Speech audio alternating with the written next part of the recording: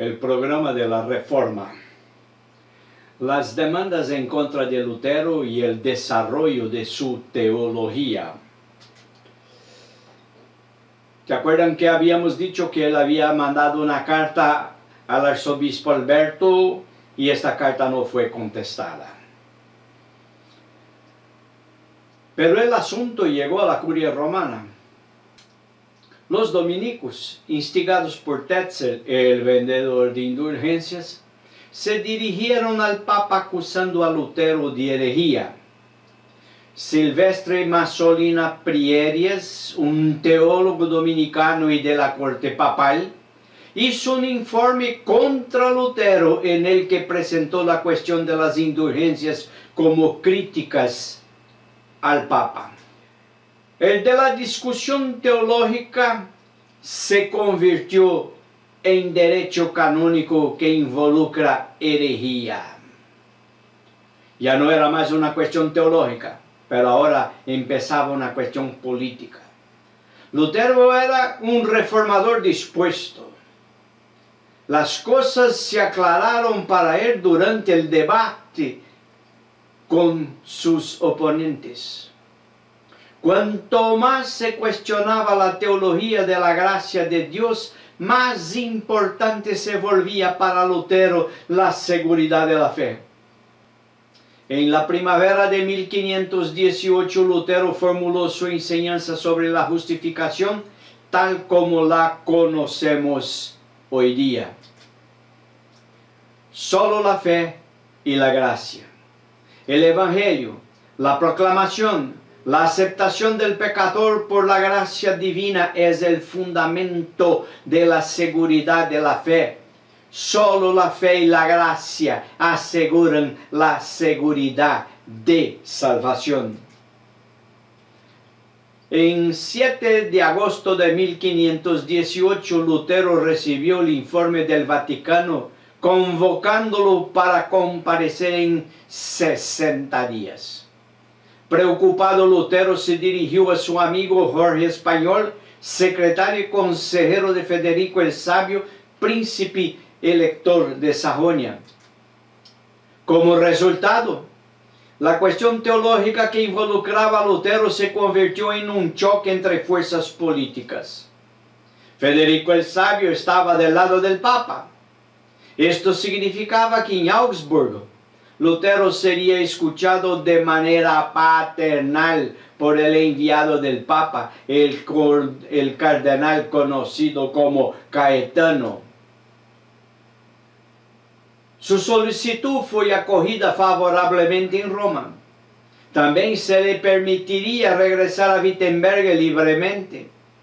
En octubre de 1518, Lutero se presentó ante el cardenal Caetano, quien había recibido la autoridad papal para absolverlo o condenarlo.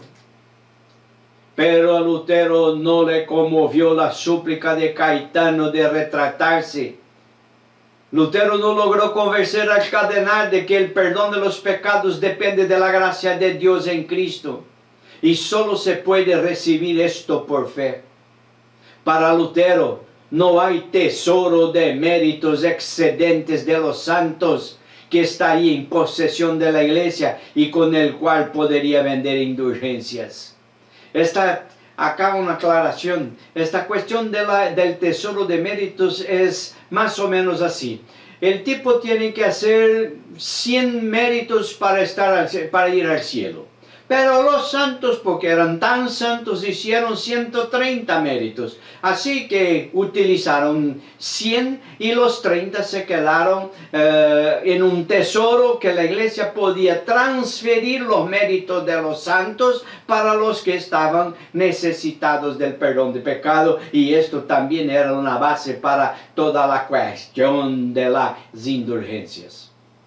Dado que la orden judicial contra Lutero todavía estaba en vigor, Lutero abandonó en secreto Augsburg la noche de 21 de octubre y regresó a Wittenberg.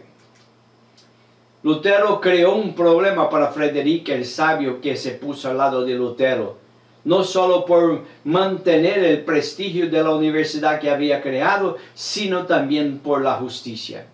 En la medida en que Federico tendría un papel importante que desempeñar en la sucesión del emperador Maximiliano, el proceso contra Lutero se detuvo. Lutero aprovechó este tiempo para dedicarse a la enseñanza y la predicación, escribiendo escritos a través de los cuales su enseñanza se difundió y alcanzó popularidad. Poco antes de la elección de Carlos de España como emperador, comenzó en Leipzig otro debate sobre la teología de Lutero y John Eck.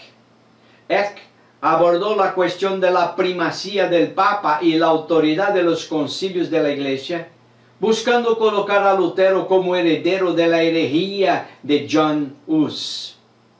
Eck consiguió que Lutero aceptara que el Papa y los concilios pueden cometer errores y que en 1415 el concilio de Constanza, John Hus, había sido injustamente condenado a muerte en la hoguera.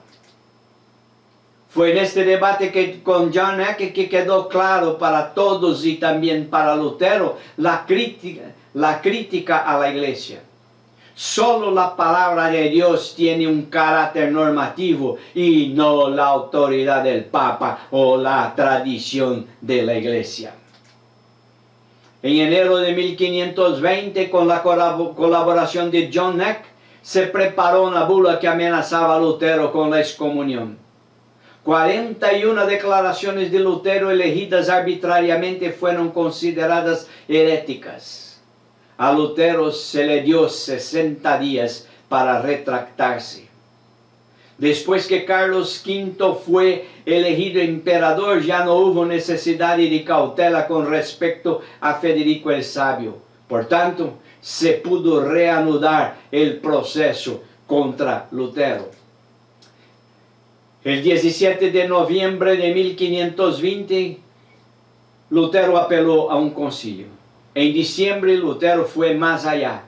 Acompañado de colegas, profesores y estudiantes, frente a una de las puertas de la ciudad de Wittenberg, quemó una copia de la bula de excomunión junto con libros que contenían el derecho canónico de la Iglesia Universal. Justificó su acto en un panfleto titulado ¿Por qué se quemaron los libros del Papa y sus seguidores? La ley canónica se había convertido en un instrumento para privar a Dios del reino y poner al Papa en su lugar.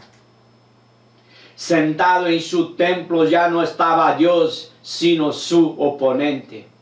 Con esta actitud drástica y la interpretación de la Iglesia papal en términos del Apocalipsis, la separación definitiva de Roma se puso irreversible. El 3 de enero de 1521, el Papa promulgó la bula que excomulgó a Lutero. En el mismo año, Lutero se involucró en una actividad literaria, compartiendo sus ideas con una audiencia más amplia. De este periodo son escritos programáticos de la Reforma, Sermón de Buenas Obras, la nobleza cristiana de la nación alemana sobre el mejoramiento del Estado cristiano, del cautiverio babilónico de la Iglesia, con respecto a la libertad de una persona cristiana. En el Sermón de las Buenas Obras, explicación de los 10 mandamientos, Lutero elabora una ética evangélica en la que primera y suprema y más noble obra buena es la fe en Cristo. Toda actividad humana debe tener lugar en esa fe y solo puede llamarse buena si se hace con fe.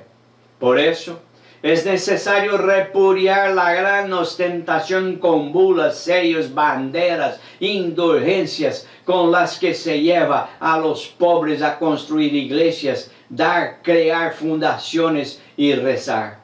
La fe es el único acto de adoración que merece este nombre. Es la fe la que atribuye valor a todas las demás obras incluso las actividades más simples de la vida diaria. Lo que hace el cristiano ya no es un requisito para salvación, sino el resultado de una relación reconciliada con Dios. En el texto, a la nobleza cristiana de la nación alemana sobre la mejora del Estado cristiano, él se vuelve hacia la situación de los laicos. El Estado debe apoyar a la Iglesia en este estado de fracaso de la situación espiritual. Como las autoridades eclesiásticas no reformaron la Iglesia, los laicos deberían asumirla. Acá, Lutero presentó sus enseñanzas sobre el sacerdocio de todos los creyentes, diciendo así: todos los cristianos son de estado espiritual, porque todos somos ordenados sacerdotes por medio del bautismo. Porque cualquiera que haya sido bautizado puede jactarse de haber sido ordenado sacerdote, obispo y papa, aunque no conviene que todos ejerzan este oficio. La Iglesia ya no se entiende como una organización jerárquica y autoritaria, sino como la comunión de los que están unidos por la fe en Cristo. Cuanto a los sacramentos, el único criterio para entender los sacramentos es la Biblia. Él reduce de 7 a 3. Vean, Lutero redució los sacramentos de la Iglesia Católica de 7 a 3. Y quedó con bautismo, penitencia y Santa Cena. Dijo que hay la creencia de que la misa es un buen trabajo y sacrificio. Pero dijo que esta creencia es un abuso que trajo consigo muchos otros, hasta que, habiendo extinguido por completo la fe en el sacramento, hicieron del divino sacramento verdaderos días de mercado abierto, tabernas y contratos lucrativos. Vea que él echa palo sobre la cuestión de todo el negocio que había alrededor de los sacramentos. En el cuarto de los escritos de Lutero, publicado en 1520, está el Tratado sobre la Libertad Cristiana, que presenta un resumen de la vida cristiana. En él se tienen dos tesis: el cristiano es un señor libre sobre todo, sin estar sujeto a nadie. Y un cristiano es un servidor de todos, estando sujeto a todos. Y acá viene un otro punto muy importante para entender la teología de la Iglesia Reformada: la justicia imputada. Afirma que Cristo toma sobre sí todos los pecados de la humanidad y da a las personas su justicia. La persona liberada por Cristo se dirige hacia el prójimo de la misma manera que Cristo se dirigió hacia él. El cristiano no vive en sí mismo, sino en Cristo y en el prójimo. Vive en Cristo por fe, en los demás por el amor. La libertad de la persona cristiana es de amar y ser posible gracias al amor de Dios que liberó a esta persona. Perciba acá un punto: somos Cristo que vive en nosotros. Pero este Cristo que vive en nosotros debe estar dirigido hacia el prójimo.